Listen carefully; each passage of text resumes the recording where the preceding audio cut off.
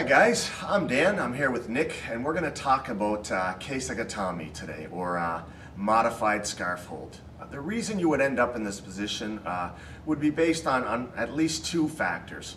One, you may have to compensate for what your opponent has done right by moving into this position, and two, you might favor this position.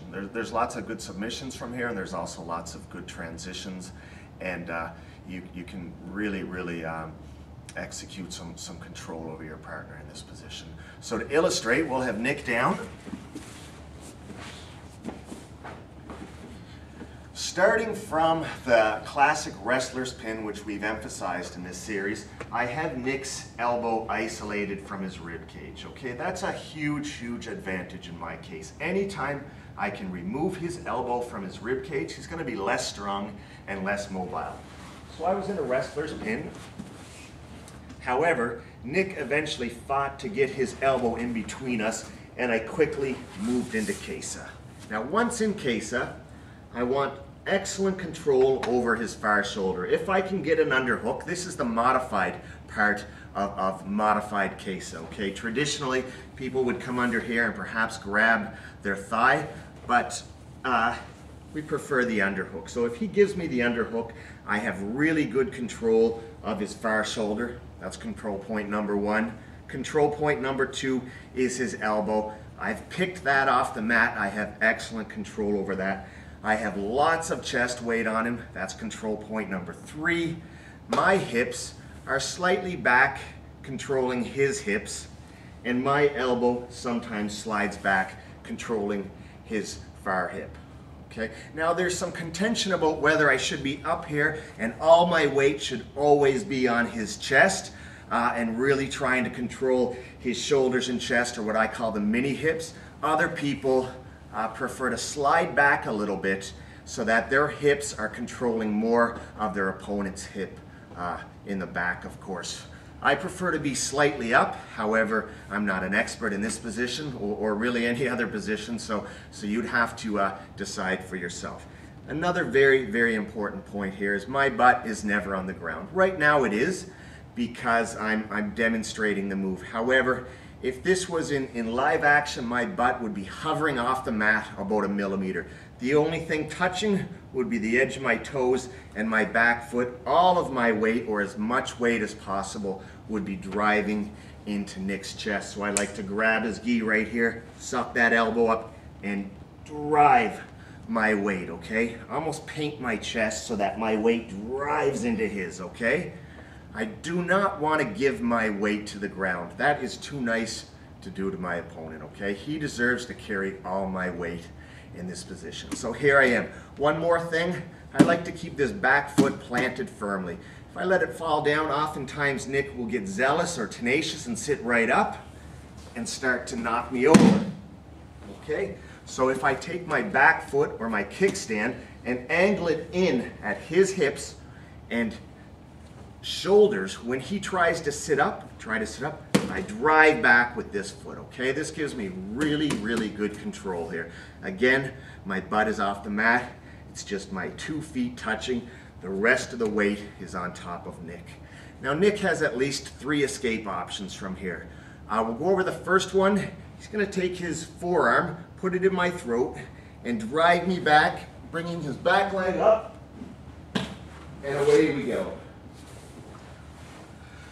So that can easily be avoided if I'm aware of where his forearm is at all times.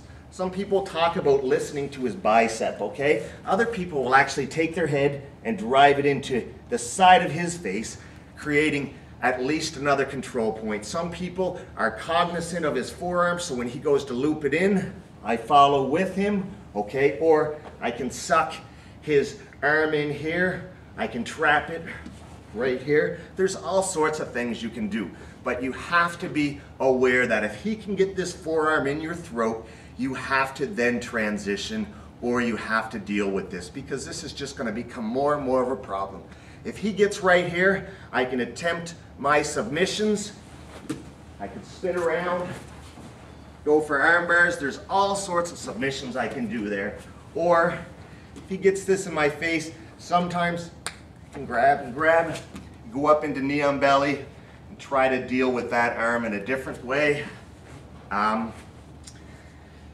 If he gets this in again, sometimes, depending on how much force he has, I can switch to the sprawling pin, okay? Escape number 2 for Nick is a combination of forming this frame as well as this frame. Once his elbow gets to the ground, I'm in big trouble. I cannot allow his elbow to get in here because it's an exceptional space maker, and it also gives Nick the ability to turn into me and get up to his knees. We talked about in an earlier lesson how immobile Nick comes if I do not allow his elbow to touch the ground. Try to roll up and get into me. Very hard. Just by making sure his elbow doesn't touch the ground.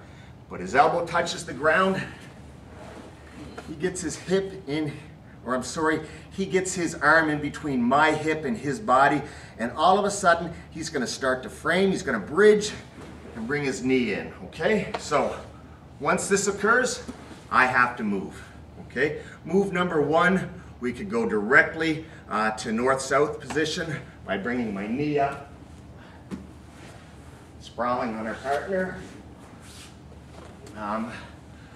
We could also go to knee on belly if he brings his elbow in. If he brings his elbow in, we could also go to the sprawling wrestler's pin. He brings his elbow. I quickly transition to a cross face and sprawl, putting all sorts of weight on this arm. The best thing to do though is to never allow this elbow to get into the ground. No matter which position you're in, it will complicate your ability to control your partner and transition into mount. Stefan Kesting has an awesome little video. I think it's called 5 Tricks to Tightening Your Side Mount. And he gives 5 examples of how to deal with this elbow. Okay.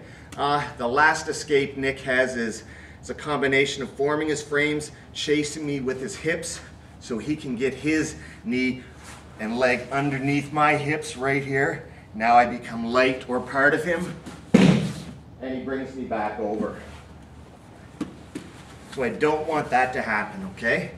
If I feel him chasing me with his hips and I feel it's likely he's going to get underneath my hips, I'm going to quickly transition to the sprawling wrestler's pin. I can even bring my hand over to drive him back by going into a 100 kilos position.